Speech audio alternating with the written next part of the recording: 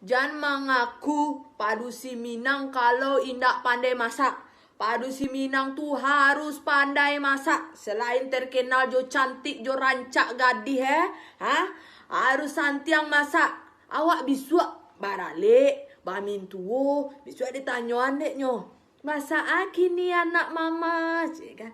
Nak duduk makwa, masak jari yang jo pucak paranci, jo teri, jo talua puyu, deh lama le. Nak do min tua tu mananyo bali nasi amperama kini nak do. Yang sibuk jo nonton drama Korea. Caliak resek-resek kado di YouTube gini. Jangan kayak orang susah. Bismillahirrahmanirrahim.